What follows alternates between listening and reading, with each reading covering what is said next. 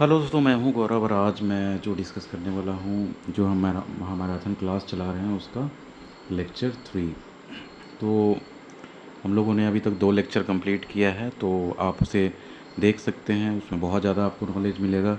तो आप किसी भी तरह से लाइब्रेरी फैमिली से आप जुड़े हुए हैं, लाइब्रेरी साइंस से किसी भी तरह जुड़े हुए हैं, तो हमारे चैनल को ज़रूर सब्सक्राइब कीजिए। तो चलिए शुरू करते हैं। विच is the third law of library science. Third law आपको पता होगा, एवरी बुक इट्स रीडर। जैसे जो सेकेंड लॉ था, every reader is her book, मतलब हर एक रीडर के लिए कोई ना कोई बुक एग्जिस्ट करता है। तो वैसे ही जो है थर्ड लॉ जो है आपका, एवरी बुक इट्स रीडर। कोई भी बुक आप देखोगे मार्केट में, लाइब्रेरी में, तो सबके लिए कोई ना कोई रीडर है जिसको इंटरेस्ट होगा। तो लाइब्रेरियंस जो है या लाइब्रेरी प्रोफेशनल्स, उनका ये दायित्व तो बनता है कि आपके पास जो बुक है लाइब्रेरीज में, उनको जो रीडर्स तक पहुंचाया जाए, क्योंकि हर एक बुक का कोई ना कोई रीडर है। और इसी तरह जो है आपको बुक्स आप सेलेक्ट कर रहे हो लाइब्रेरी के लिए, तो ऐसे ही बुक सेलेक्ट करो जो रीडर्स को पसंद आएंगी। मतलब ऐसा नहीं कि कोई बुक ले लिए जो आपको पसंद है और उसे कोई नहीं पढ़ रहा है और वो ऐसे ही रखे रखे सड़ गया, तो ऐसा नहीं है। तो चलिए इसका डिस्क्रिप्शन देखते हैं। The third law of library science formulated by S R Ranganathan, every book it's reader. This law emphasizes that every book in a library has a potential reader. सबका कोई ना कोई potential reader है, and it is the library responsibility to ensure that books are accessible to those who need them. It underscores the importance of effective book selection, classification, and cataloging to connect books with their intended audience. For example, proper organization and open access system. Open access system क्या होता है कि हर किसी को allowed होना चाहिए library में जाने का, ओपन एक्सेस होना चाहिए, क्लोज नहीं होना चाहिए। कि अब देखो, क्लोज टाइप सिस्टम कौन सा हो सकता है। जैसे आपका मान लो कि कोई जैसे न्यूक्लियर साइंस का लाइब्रेरी है, तो उसमें आम आदमी को अलाउड नहीं है, तो वो ओपन एक्सेस सिस्टम नहीं हुआ। तो यही जो है, जो प्रॉपर ऑर्गेनाइजेशन अगर आपकी लाइब्रेरी में है, ओपन एक्सेस सिस्टम है, तो इससे यूजर्स को जो है रेलेवेंट मटेरियल सब डिस्कवर करने में ईजी होगा। This law promotes the idea that libraries should maximize the use of their collection by ensuring that each book reaches its appropriate reader. हर एक बुक जो है सो appropriate reader तक पहुंचना चाहिए, thereby fulfilling the library purpose of knowledge dissemination. Library का purpose क्या है कि जो भी नॉलेज है उसको डिसिमिनेट किया जाए, सोसाइटी में पहुंचाया जाए सोसाइटी में। It also encourages outreach and extension services to attract diversity readers. तो कैसे आप आउटरीच करोगे? तो जस्ट फॉर एग्जांपल कि मान लो कि आप लाइब्रेरी वीक चल रहा है इंडिया में, तो लाइब्रेरी वीक में आप जो है अदर अदर मतलब सेक्शंस के रीडर्स को इनवाइट कर सकते हो, स्कूल्स के बच्चों को इनवाइट कर सकते हो, कॉमन पब्लिक है उन्हें इनवाइट कर सकते हो, बुक डोनेशन कैंप ये सब कर सकते हो। तो ये सब तरीका है अट्रैक्ट टू डाइवर्सिटी। देखो, which is the fourth law of librarianism. तो फोर्थ लॉ है save the time of the reader. तो रीडर का टाइम कैसे सेव करना है? तो वही है, आपका बिल्डिंग्स का डिज़ाइन अच्छा होना चाहिए।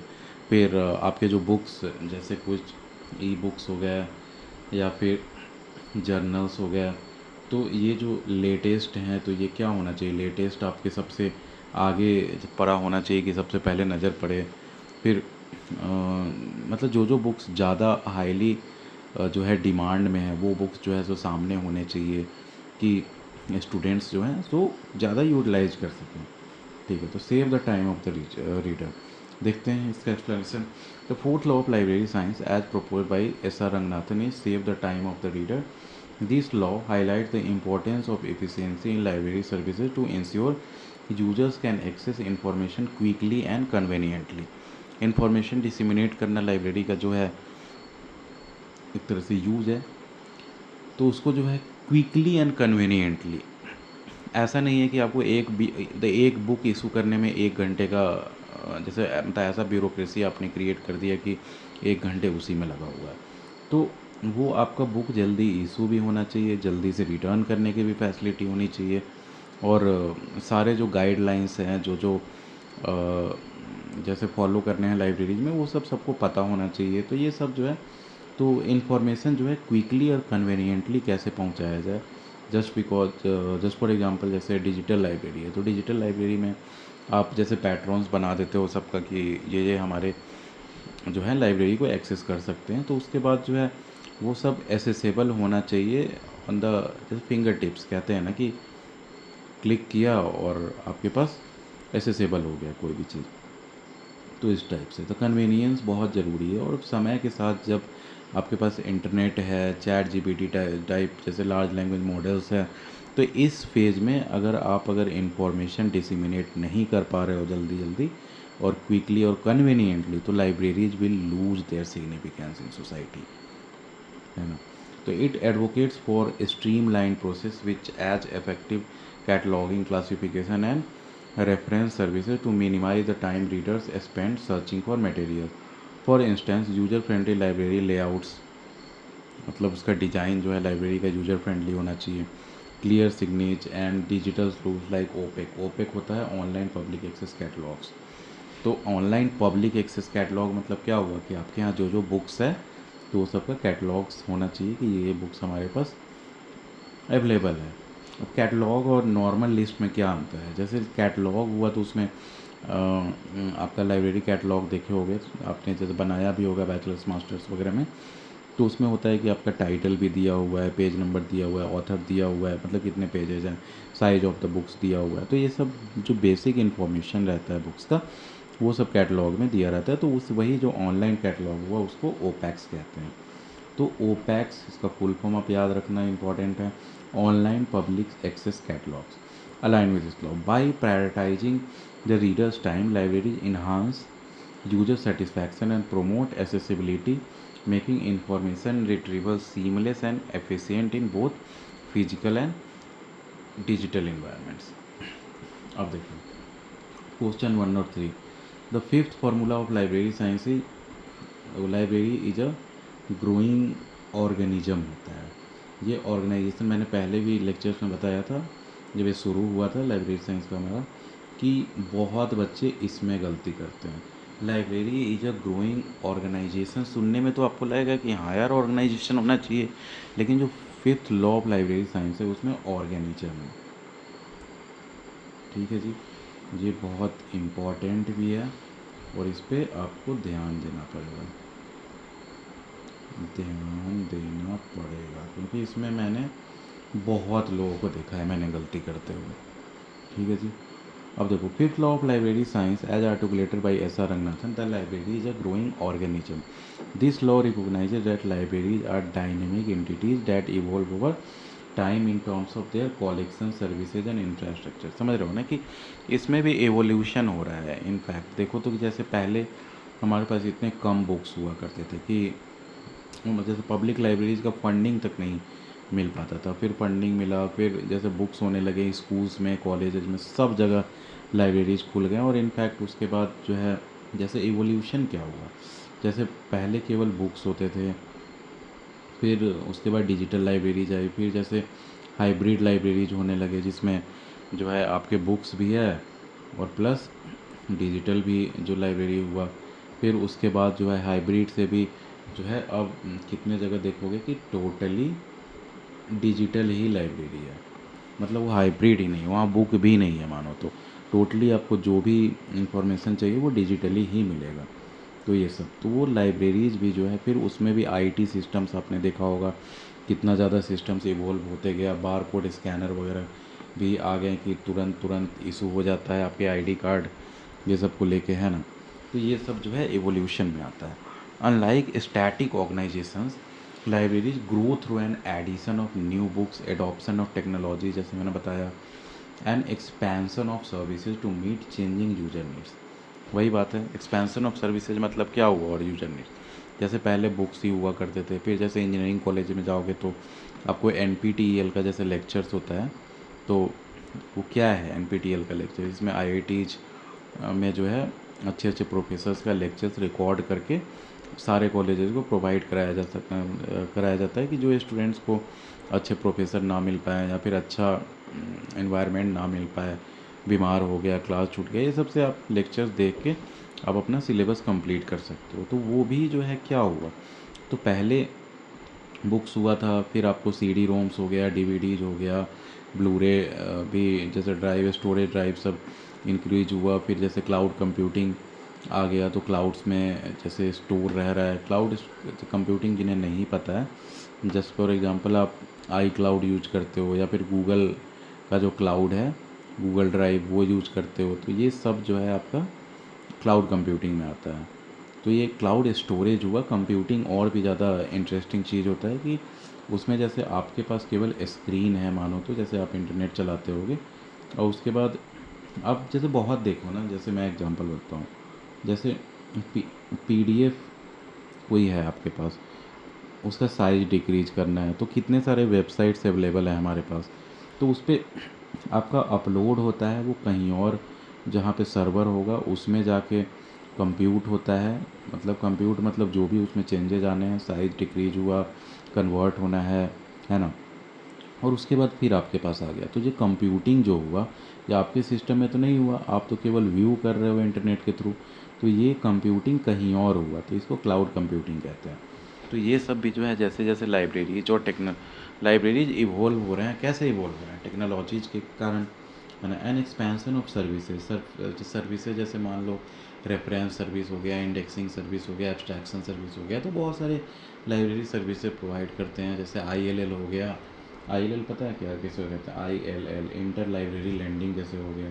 तो ये सब टाइप से बहुत सारे सर्विसेज लाइब्रेरीज प्रोवाइड कराती हैं। तो ये सब इवोल्यूशन ऑफ लाइब्रेरीज आप कह सकते हो, लाइब्रेरी इवोल्व होते हैं। अब हाँ, जैसे ऑनलाइन डेटाबेस, यही सब हो गया। तो अब देखो, the metaphor of an organism implies continuous adaptation and development, ensuring libraries remain relevant in a rapidly changing information landscape. अब देखो, question 104, which law of library science focuses on readers. तो रीडर्स पे जो है कौन सा लॉ है library science का, वो फोकस करता है?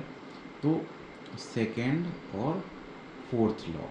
सेकेंड लॉ क्या था आपका? सेकेंड लॉ में देखोगे तो कि every reader his her book. Fourth law क्या है आपका? Save the time of reader. तो ये आप ध्यान से देखोगे तो इसमें दोनों में जो है फोकस आपका रीडर पे है। फर्स्ट लॉ देखो तो उसमें भी रीडर पे फोकस नहीं है। थर्ड देखो तो उसमें बुक्स पे फोकस है कि सब सारे बुक्स का कोई ना कोई रीडर है। फिफ्थ लॉ देखो तो उसमें लाइब्रेरी को जो है ऑर्गेनिज्म से कंपेयर किया गया है। क्यों? क्योंकि इवोल्यूशन, तो इसमें लाइब्रेरी फोकस में है। तो अभी तो देखो, तो सेकेंड और फोर्थ लॉ हो गया। तो इसका एक्सप्लेनेशन भी देख लो। The second law, every reader his her book, and the fourth law, save the time of the reader, directly focuses on the needs of the readers. The second law emphasizes providing access to resources that match each reader's interests and requirements, ensuring inclusivity through diverse collection and services like interlibrary loans. The fourth law prioritizes efficiency, advocating for systems that allow readers to access information quickly, such as intuitive catalogs and reference services.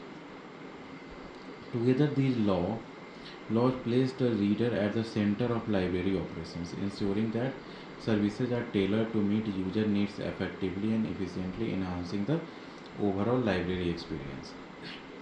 अब देखो 105 देखते हैं question, which law of library science is focused on books. तो books का समझ गए होंगे। जैसे फर्स्ट लॉ क्या है? Books are for use. तो ये फर्स्ट लॉ हो गया। उसके बाद थर्ड लॉ देखोगे तो जैसे सेकेंड लॉ तो उस पर फोकस करता है रीडर पे। थर्ड लॉ है कि एवरी बुक इट्स रीडर, है ना, एवरी बुक इट्स रीडर। तो आप देख सकते हो कि बुक्स पे जो डायरेक्टली फोकस्ड जो लॉज है वो फर्स्ट एंड थर्ड लॉ है। देखो एक्सप्लेनेशन भी देख ही लो।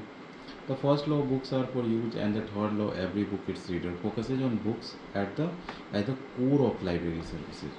The first law emphasizes that books exist to be used, advocating for open access, convenient locations, and user-friendly arrangements to maximize their utility. The third law underscores that every book has a potential reader, requiring libraries to organize and promote their collections effectively through classification and cataloging. समझ गए? The, these law highlight the importance of books as a primary resource as a library.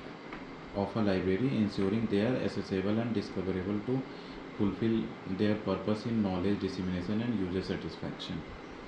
Question 106. Which law of library science emphasizes on the location, furniture and appropriate lighting of the library? तो ये books are for use. First law. The law of libraries and books are for use emphasizes creating an environment conducive to accessing library resources.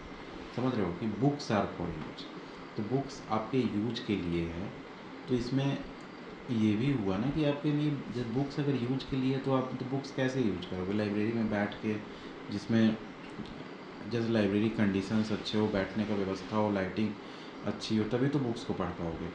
तो ये books are for use अगर technically देखा जाए तो it's like libraries are for use, है ना।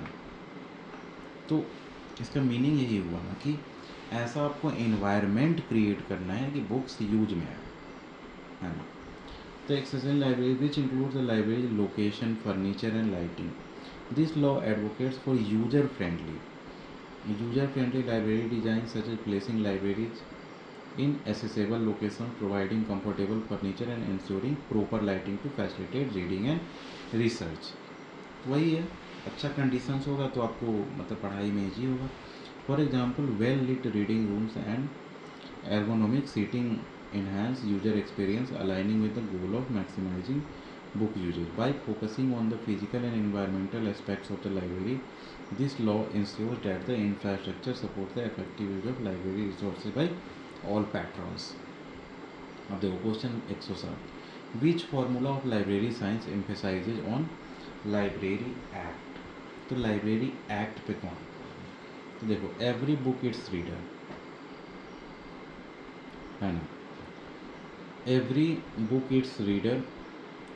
देखो मैंने ये देखा है ना कि इस टाइप के जो क्वेश्चंस है ना, कहीं कहीं पे कुछ दे दिया जाएगा, कहीं पे कुछ दे दिया जाएगा कि जैसे एम्फेसाइजेज ऑन लाइब्रेरी एक्ट. तो लाइब्रेरी एक्ट पे एम्फेसाइज करना है ना, तो इसमें बहुत बार जो है सो आपका जो है जैसे फिफ्थ लॉ को भी मैंने मतलब किसी को कहते देखा है. क्यों?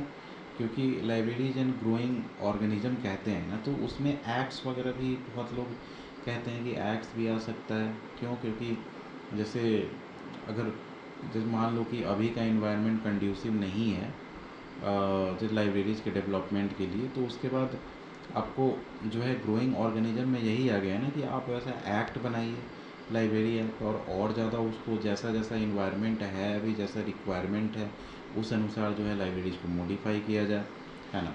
लेकिन देखो यहाँ पे थर्ड लॉ भी इस पर सटीक बैठता है. The third law of library science, every book it's reader is closely associated with the concept of a library act as it emphasizes making books accessible to all potential readers. Every book its reader, समझ गए, which often requires legislative support. Libraries Act such as Public Library Act ensure funding and infrastructure to connect book sits with readers, है ना. Aligning with this law's focus on outreach and accessibility, for instance, acts like Tamil Nadu Public Library Act of 1948 establish framework for public library. Public library होगा तो क्या होगा कि हर एक book जो है उसके लिए रीडर जो लाइब्रेरियंस की रिस्पॉन्सिबिलिटी बनती है कि ढूंढा जाए, है ना. जैसे मान लो कि द साइंटिफिक मतलब डिस्कवरीज वगैरह के लिए, स्कॉलर्स के लिए, पीएचडी होल्डर्स या फिर टीचर्स, ये सब के लिए अगर आप बुक्स मान लो कि जैसे सब्जेक्टिव बुक्स रखते हो जिस सब्जेक्ट में उनसे इंटरेस्ट है, लेकिन जैसे रिलीजियस बुक्स ही मान लो, रिलीजियस बुक्स, है ना. रिलीजियस बुक्स में जैसे हो गया रामायण, हो गया वेदास, हो गया महाभारत, ऐसा बहुत सारे बुक्स हैं, तो उसमें भी तो बहुत लोगों को इंटरेस्ट है ना. टू डाइवर्स पॉपुलेशन, तो वही मैं कह रहा हूँ, डाइवर्स पॉपुलेशन के लिए डाइवर्स नीड्स होगा. Ensuring that every book reaches its reader through structured systems and policy, thereby fulfilling the objectives of the third law. अब देखो question 108. Which law of library science emphasises on hours timings, मतलब opening and closing of library. तो opening and closing of library तो क्या होगा इसमें फिर से कॉमन सेंस लगाओगे तो बुक्स आर फॉर यूज, जैसे मैंने थोड़ी देर पहले बताया था ना कि इसी को आप ऐसे अगर हाइपोथेटिकली लिखते हो, लाइब्रेरीज आर फॉर यूज, तो लाइब्रेरीज आज फॉर यूज अगर देखो तो यूज के लिए है, तो इसका मीनिंग क्या होगा कि कॉमन जो पीपल हैं, यूजर्स है, उनके यूज में आना चाहिए। तो यूजर्स के यूज में कब आएगा, जब आप टाइमिंग्स हो गए, ये सब भी आप ध्यान में रखोगे, है ना। तो ये the first law of library science, books are for use, emphasizes the importance of making library resources accessible, which includes maintaining convenient operating hours, appropriate opening and closing time ensures that users can access books and services when needed, aligning with the laws focusing on maximizing resource utilization. Maximizing resource utilization क्या मतलब हुआ कि एक book है उससे ज़्यादा से ज़्यादा लोग पढ़ सके, ज़्यादा से ज़्यादा लोगों तक नॉलेज पहुंच सके, मतलब आपका एफिशिएंट सिस्टम हो। ऐसा नहीं कि एक बुक जो है सो किसी एक के पास ही जो है जो पड़ा हुआ है 6 महीने, और वही मतलब इशू करवाए हुए और किसी को मिल ही नहीं पा रहा है। तो वही है मैक्सिमाइजिंग रिसोर्स एलोकेशन, रिसोर्स जितना आपके पास है वो, तो उसका यूटिलाइजेशन भी अच्छे से होना चाहिए। फॉर एग्जाम्पल, लाइब्रेरीज में extend hours during exam periods to offer 24/7 digital access to cater to diverse user schedules. मैंने जैसे इंजीनियरिंग कॉलेजेस में देखा है कि वहाँ पे आप देखोगे कि लाइब्रेरी रात रात भर खुले रहती हैं, मतलब 24 आवर्स। क्यों? क्योंकि यूजर्स के नीड पे डिपेंड करता है ना, अगर उन्हें रात में ही बैठ के वहाँ पढ़ना है तो पढ़ने दो आप, है ना। जैसे मैं एक आइडिया ऐसे भी गवर्नमेंट को कहना चाहता हूँ कि यार, जैसे गाँव में देखोगे, विलेजेस में, स्कूल्स में, बहुत जगह स्टूडेंट्स को शांति नहीं मिल पाती है पढ़ने के लिए। जैसे घर पे जाएगा तो वहाँ भी हल्ला हो रहा हो, स्कूल में क्लासरूम्स में हल्ला हो रहा हो, यूनिवर्सिटीज़ में हल्ला होता रहता है। तो लाइब्रेरीज आप ऐसा बना दो ना कि 24/7 वो लाइब्रेरीज खुले, जिसमें सोसाइटी के बच्चे जो हैं सो आराम से शांति में, एसी भी लगवा दो आप, कोई बड़ी बात नहीं है। नेताओं के घर में एसी लग सकता है तो लाइब्रेरीज में क्यों नहीं एसी लग सकता है, आम बात हो चुकी है। तो वहाँ आप कंडीशन ऐसा बनाओ ना कि कोई 6-6 घंटे 10-10 घंटे बैठ के चुपचाप पढ़ाई कर सके। अब और ये जैसे छोटे छोटे शहरों में हर एक गांव में बनाओ बड़े बड़े लाइब्रेरी, जिसमें कम से कम 150-150 सीट हो, जिसमें आराम से बच्चे बैठ कर पढ़ सकें, है ना। या फिर आप जो मतलब स्कूल या कॉलेजेस का लाइब्रेरीज है उसे इंडिपेंडेंट टाइप कर दो कि जो है स्कूल आवर्स या कॉलेज आवर्स में केवल वहाँ के जैसे मतलब स्कूल में यूटिलाइज हो, और उसके बाद भी वो खुला रहना चाहिए जिससे यूज हो सके, है ना।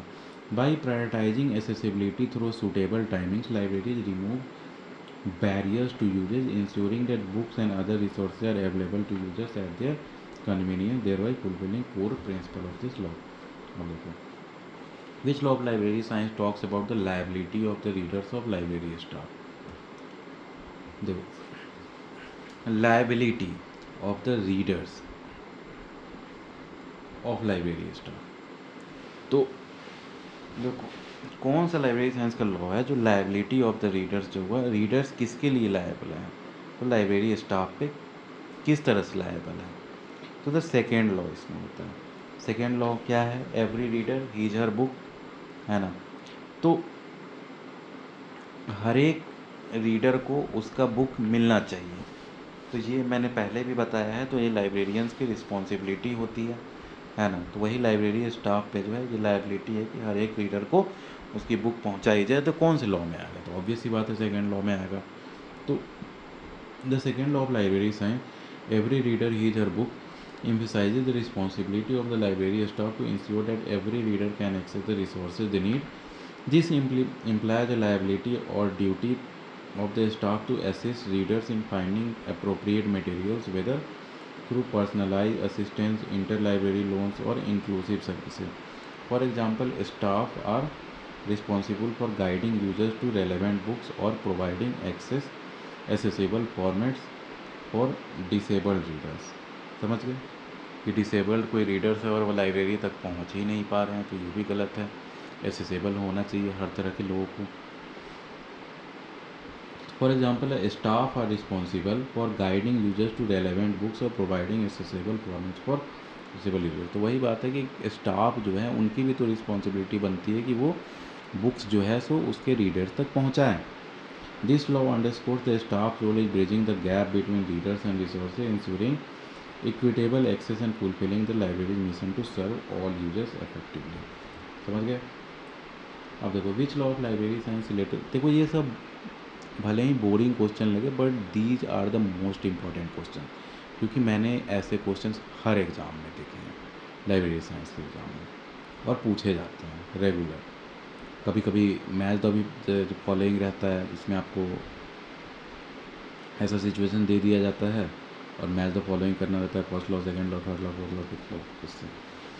तो which law of library science is related to the book selection. तो बुक सिलेक्शन तो ऑब्वियस सी बात है सेकेंड लॉ। क्यों? एवरी, देखो सेकेंड लॉ क्या है, every reader is her book. तो हर एक रीडर के लिए जो है आपको बुक जैसे जो है मतलब प्रोवाइड कराना पड़ेगा उसके इंटरेस्ट के अनुसार। तो वो आप पे डिपेंड करता है कि आप देखो जैसे लाइब्रेरियन हो किसी स्कूल के या कॉलेज के, यूनिवर्सिटी के, या फिर किसी भी इंस्टीट्यूशन में, तो वो आपकी रिस्पॉन्सिबिलिटी बनती है कि लाइब्रेरी को वैसा बनाओ कि उसमें यूजर्स जो हैं आएँ। क्यों? क्योंकि उनके इंटरेस्ट की चीज़ें मिलें, है ना। तो इंटरेस्ट की चीज़ें कब मिल सकती है? जब बुक सिलेक्शन वैसा करोगे, है ना। तो इसीलिए अब समझ में आ रहा है कि every reader his her book, हर रीडर का उसका बुक इंटरेस्ट का। देखो the second of library science, every reader his her book is directly related to book selection. समझ गए? This law emphasizes that libraries must acquire and provide materials that meet the diverse needs and interest for all readers of all readers। समझ गए? Effective book selection involves understanding the community's requirements including academic, recreational or professional needs and curating a collection that caters to these demands.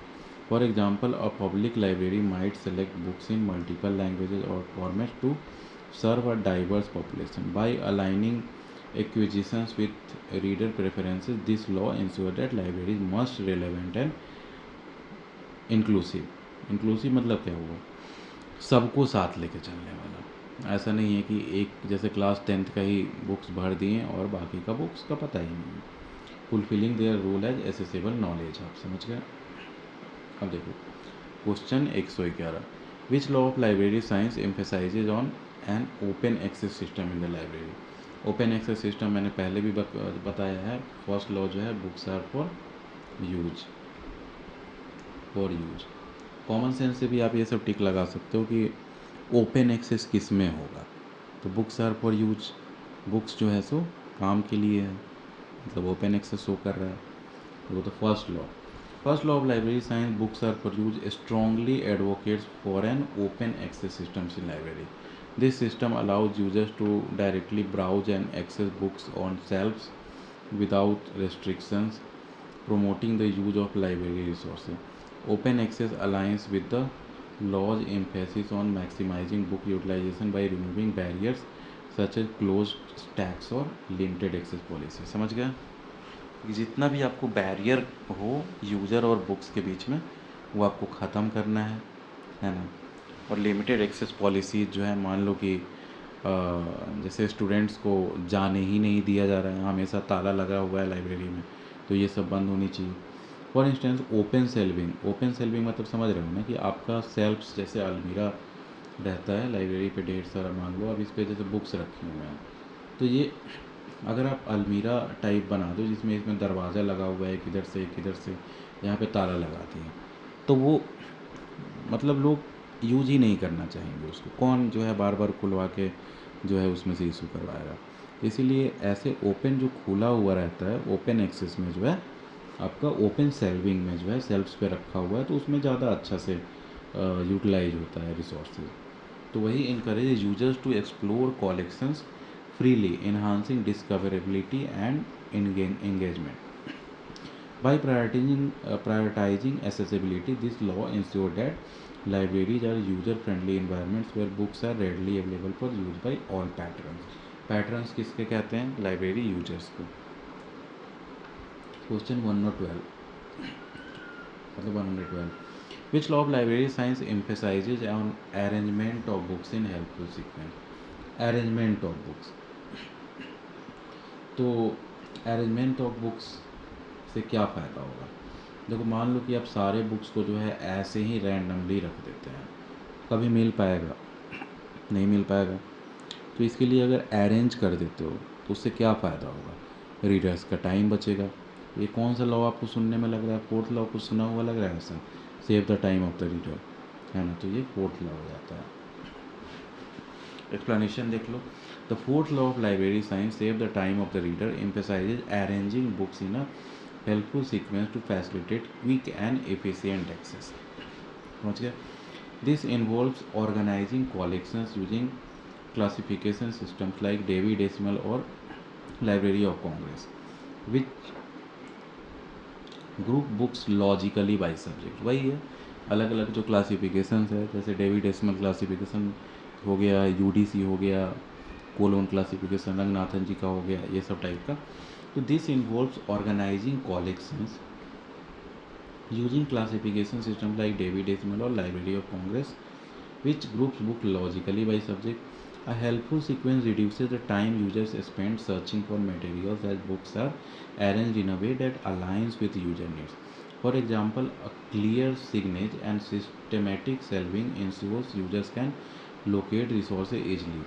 This law underscores the importance of efficient organization to enhance the user experience and streamline information retrieval in library. अब देखो question 113. Which law of library science related to extension services.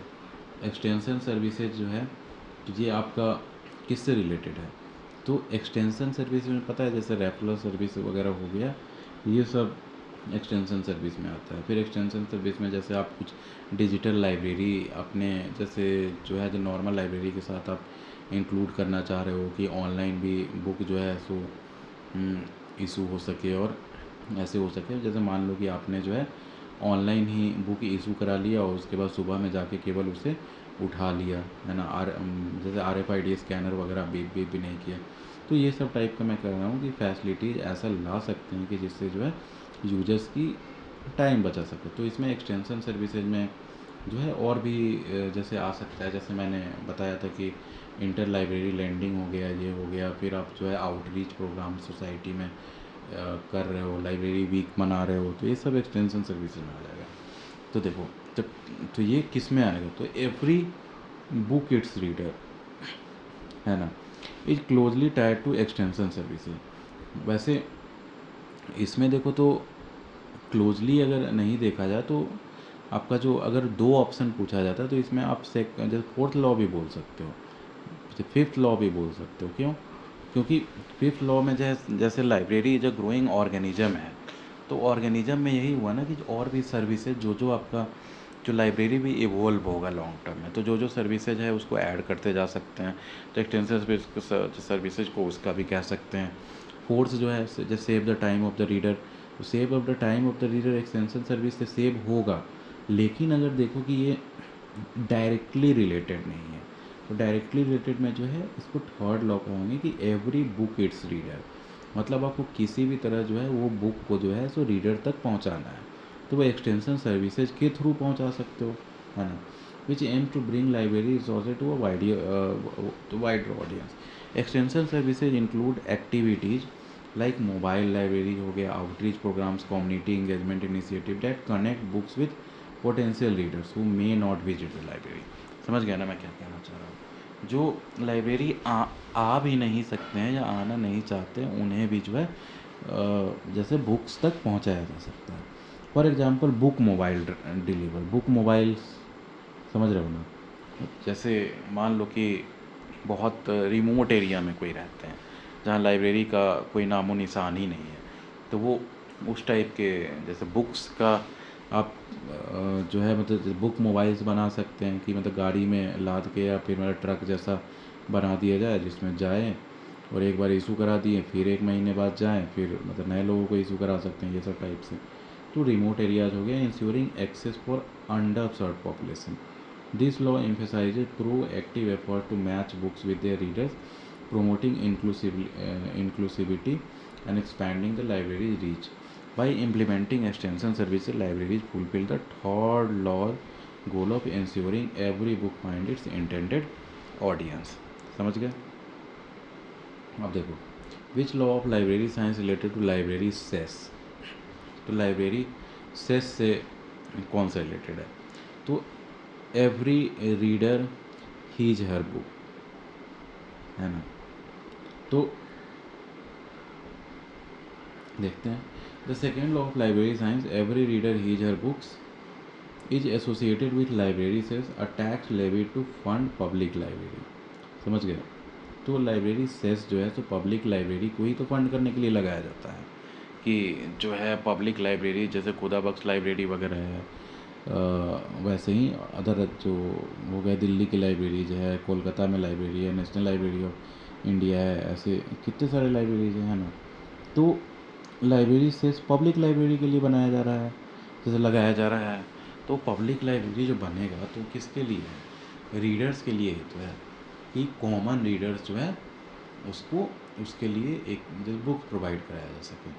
तो वही है second law of library science, every reader his or book is associated with library says a tax levied to fund public library. This law emphasizes providing access to resources for all readers which require financial support to maintain collection and services. समझ गए? Library cess as seen in act like Tamil Nadu public library act में जैसे library cess लगाया गया था, ensure sustainable funding to acquire books and provide services that cater to diverse readers. समझ गए? अब देखो, for instance cess funds can support inclusive collections और outreach programme aligning with the law that ensuring every reader has access to relevant material thereby promoting equitable library services. देखो, reading habits जो है ना, उससे society भी बढ़ता है, क्योंकि मैच्योरिटी आती है, इंटेलेक्चुअलिटी आती है। अब ऐसा नहीं कि आप कहो कि जैसे एक्सट्रीमिस्ट मटेरियल हो, जैसे इस्लामिक स्टेट का, अलकायदा का, ये जैसे पहुंच रहा है तो उसके बारे में मैं नहीं बात कर रहा हूँ मैं। नहीं तो ऐसे अगर होम साइंस का भी कोई स्टूडेंट है, वो भी अगर पढ़ाई करता है लाइब्रेरीज में, उसको वैसी बुक्स प्रोवाइड कराई जाती है कैसे भी, तो क्या होगा? उसका नॉलेज बढ़ेगा, उसका कोई भी डिसीजन लेगा वो ज़्यादा इंटेलेक्चुअल टाइप डिसीजन लेगा, है ना। तो अब देखो, which law of library science emphasises library services for the disabled and blind. तो डिसेबल्ड एंड ब्लाइंड के लिए भी क्या होगा? Every reader his her book. मतलब डिसेबल्ड है, जैसे चलो एक मैं इसी पे क्वेश्चन याद आ गया कि जो ब्लाइंड के लिए जो है ना, ब्लाइंड पीपल के लिए जो लाइब्रेरी है वो कहाँ है? तो ये जो है आपका देहरादून में भी नहीं कह सकते, मतलब उत्तराखंड में है, उत्तराखंड और मसूरी में है। मसूरी, अगर देहरादून भी लिखा रहा है तो उसको भी आप टिक लगा सकते हो, क्योंकि उससे पास ही है मसूरी, मुश्किल से 20 किलोमीटर के आसपास ही दूर है, 20 से 22। हाँ, तो देखो, the second law of library science, every reader his a book, emphasizes inclusive access to library resources for all readers including those with disability such as blind. This law advocates for tailored services such as braille books, मतलब braille लिपि में लिखा गया हो।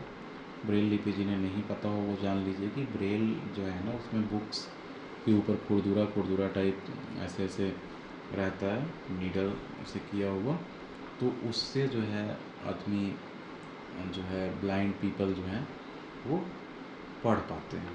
तो वो अलग ही एक डिज़ाइन किया गया है जिसे सीखना पड़ता है। तो उस लिपि में जो है सारे बुक्स तो ऑब्वियस सी बात है नहीं पब्लिश हो पाते हैं, लेकिन हैं उसमें।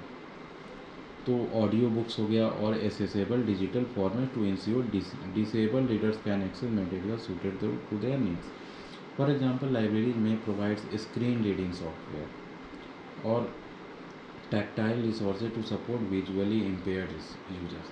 समझ गए? स्क्रीन रीडिंग सॉफ्टवेयर, जैसे मान लो कि चैट जीपीटी ही है, जैसे लार्ज लैंग्वेज मॉडल्स चल रहे हैं, तो उसमें ऑडियो के फॉर्म में भी आपको बोल सकता है जो लिख के आया है चैट जीपीटी में वगैरह वगैरह।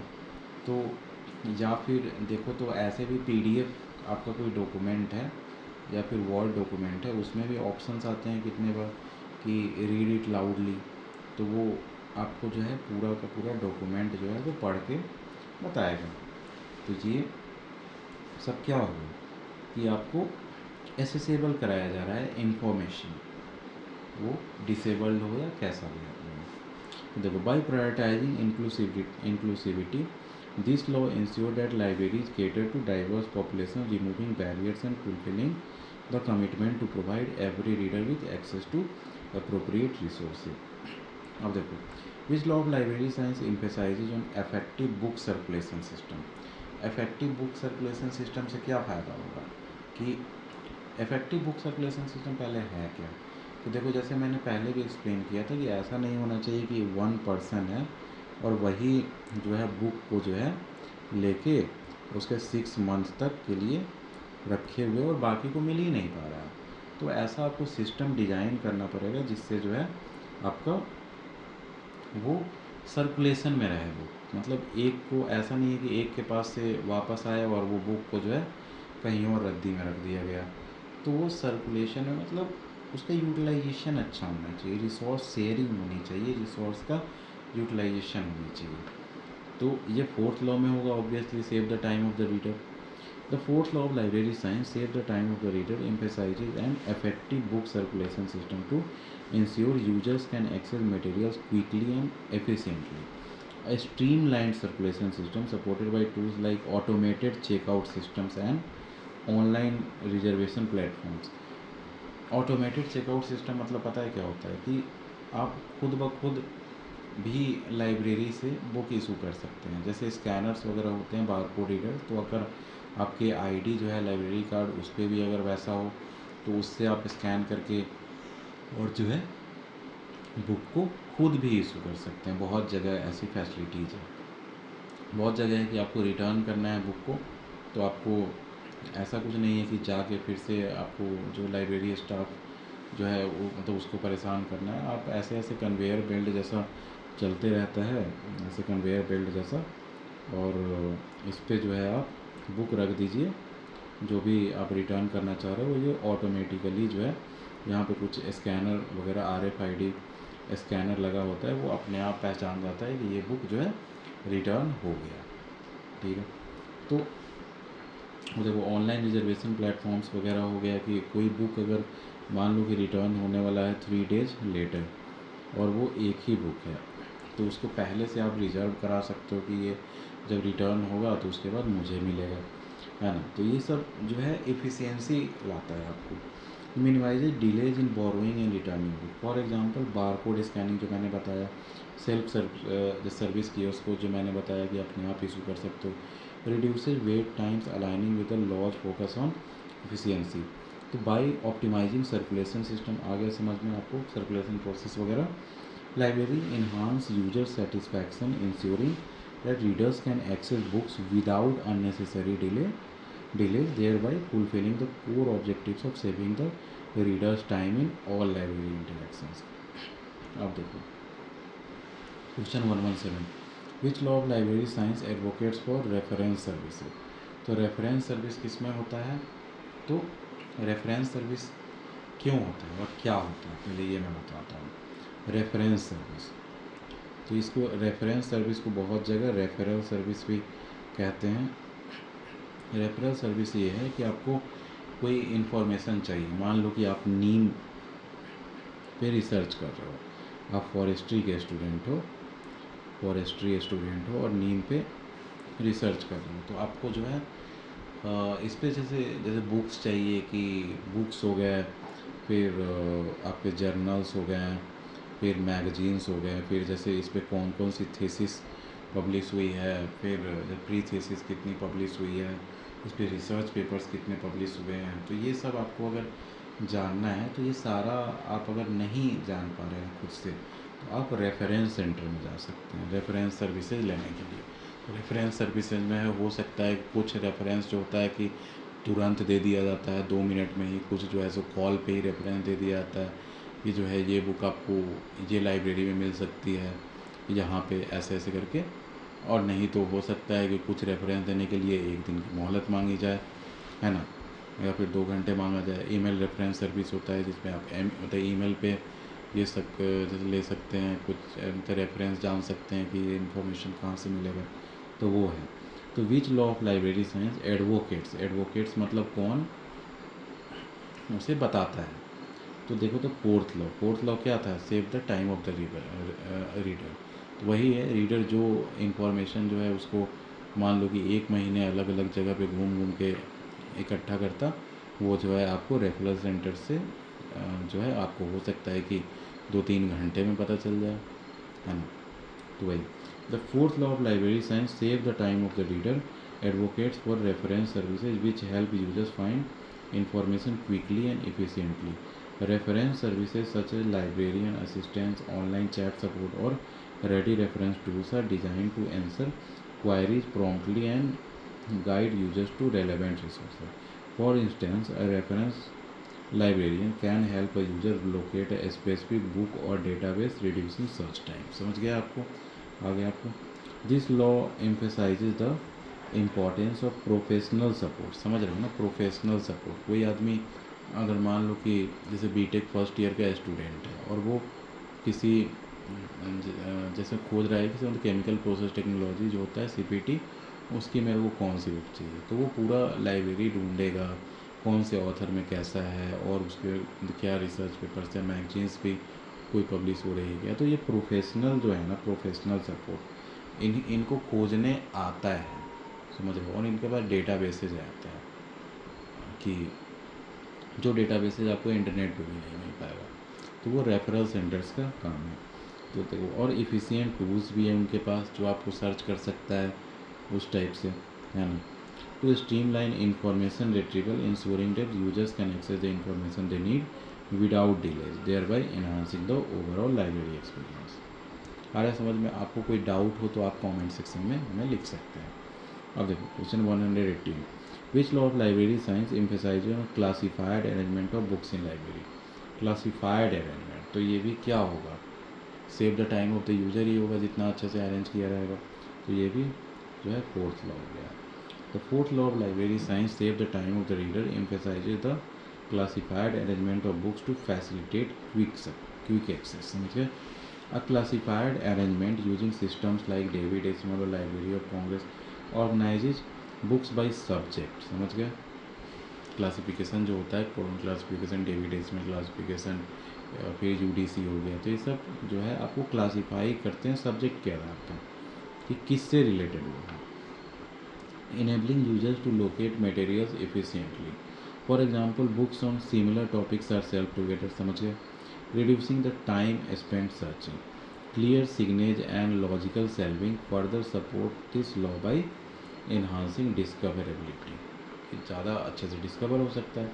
by prioritizing an organized and systematic arrangement libraries ensure that users can find relevant resources quickly aligned with the law's focus on efficiency and user convenience। अब देखो, which law of library science emphasizes library networks and CD-ROM। तो जैसे मैंने बताया था, library is a growing organism, जैसे जैसे technology बढ़ते जाती है वैसे उसका भी इवोल्यूशन होते जाता है। तो ये क्या हो गया, fifth law.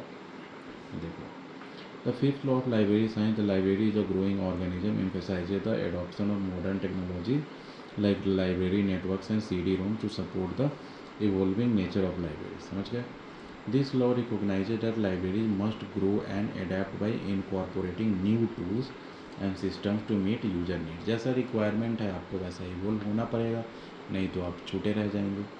Library networks enable resource sharing across institutions while CD-ROMs in their time provided digital access to information।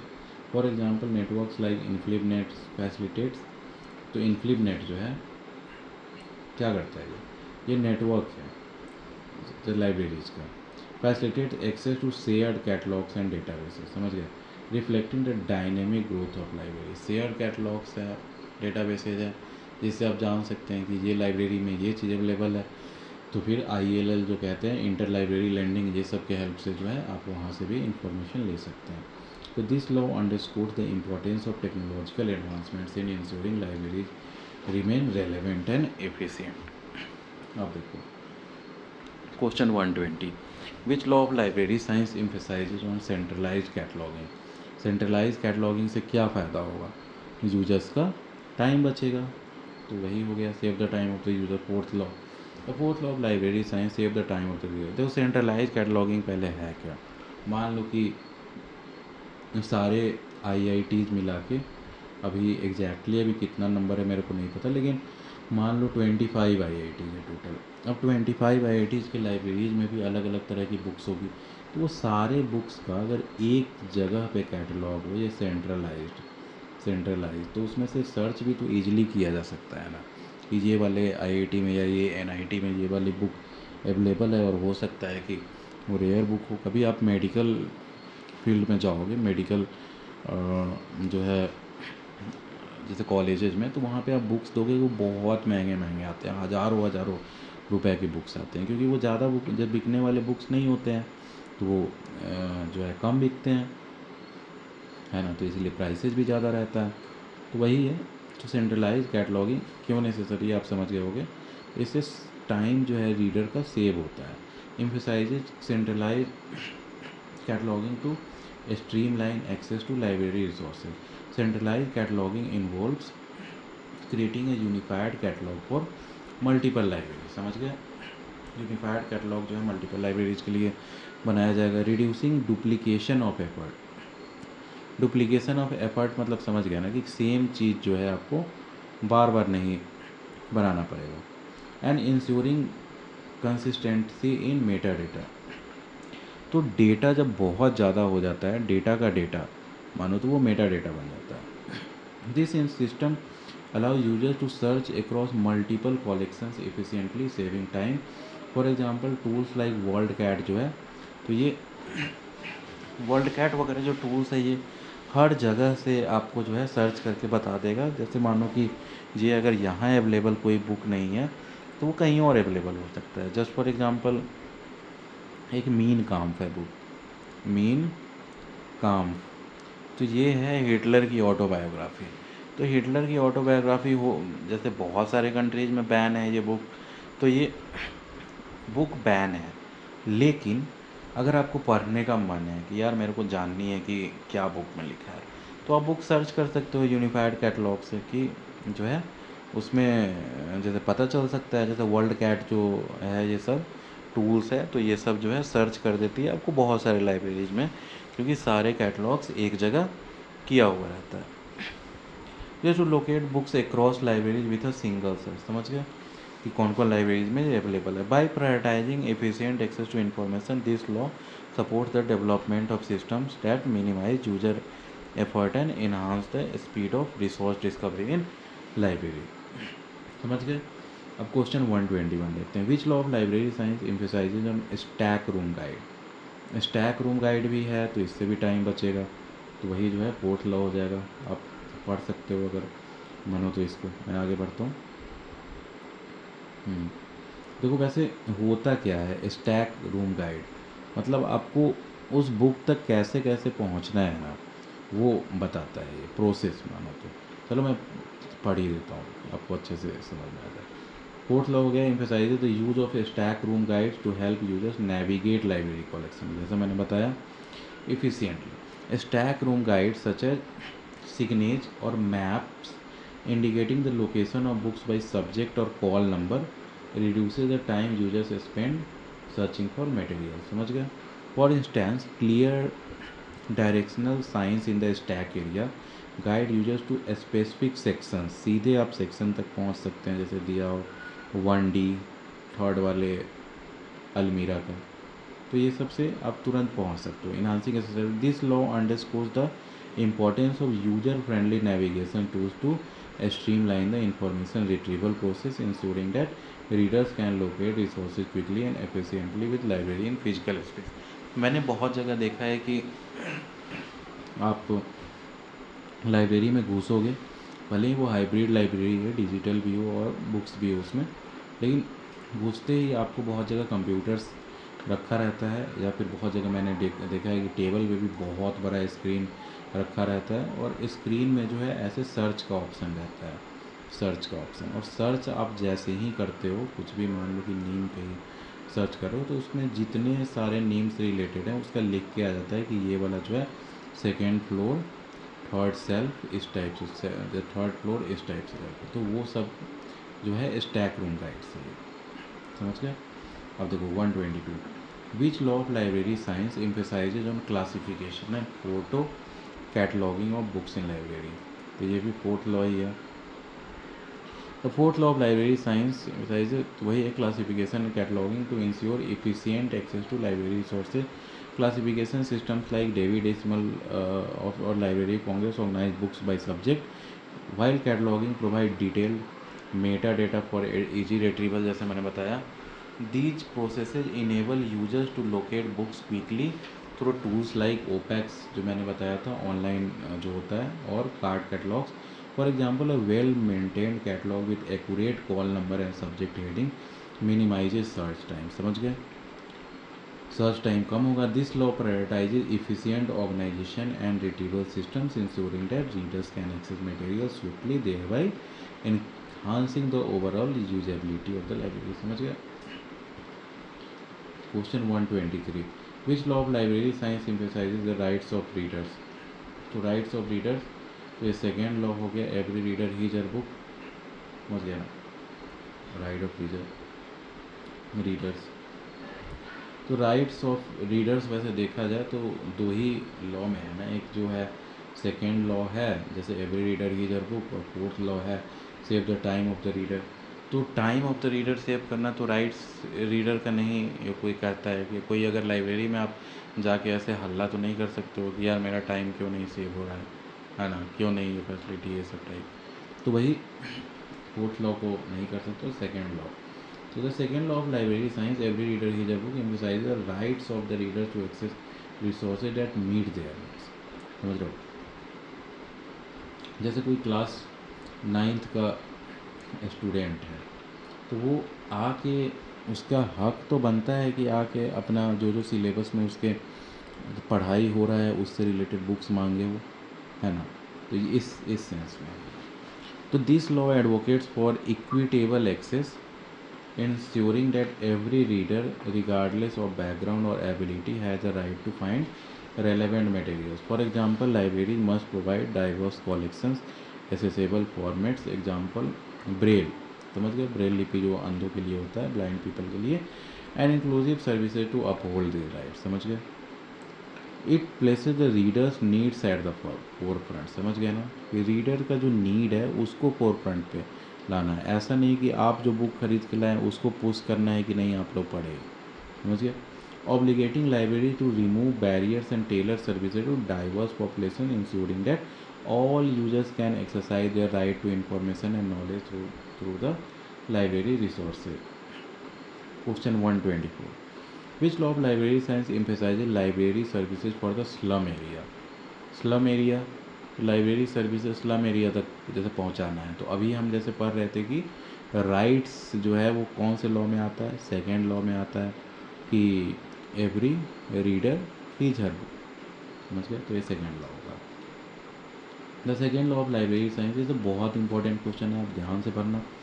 Second law of library science, every reader his her book, emphasizes providing library services to underserved population, including those in slum areas. समझ गए?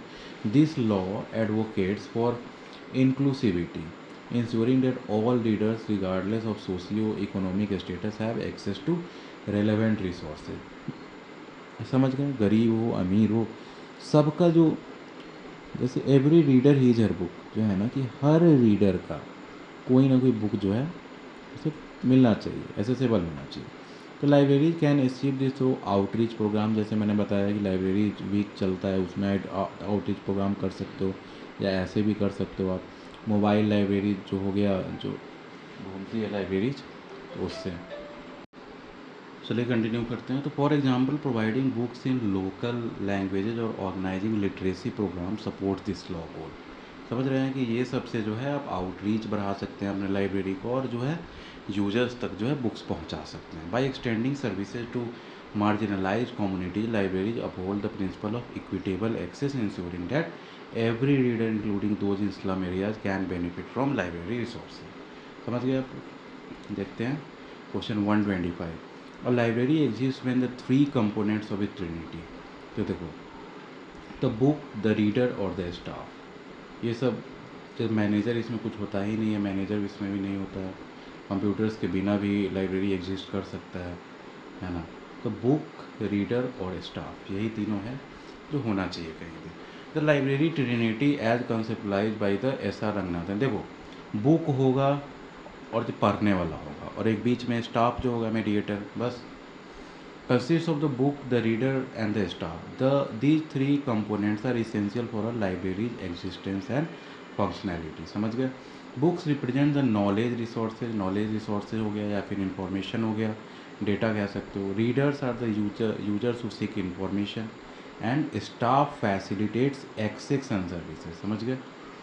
For example, the staff assists with the cataloging, reference services, and user guidance to connect books with readers. This trinity underscores the interdependent relationship between resources, users, and personnel, ensuring that libraries fulfill their mission and disseminating knowledge effectively. Computers or managers, while important, are not part of this foundational trinity. समझ रहे हो ना कि foundational मतलब उसके बिना exist ही नहीं कर सकता है। तो यहाँ हमारा आज का लेक्चर ख़त्म होता है। तो ये लेक्चर 3 था, और लेक्चर 4, लेक्चर 5 ऐसे करके लेक्चर 100 तक हम ले जाएंगे। और ये महामैराथन क्लास जो है, आप अगर इस लेक्चर सीरीज को आप देख लो तो आपको कहीं से भी जो है कंपटीशन के लिए कोई ना सब्सक्रिप्शन लेने की जैसे ज़रूरत पड़ेगी, किसी को पैसा भी देने का ज़रूरत नहीं पड़ेगा। तो हमारे चैनल को ज़रूर सब्सक्राइब करें और अपने दोस्तों से शेयर करें। Thank you, have a nice day.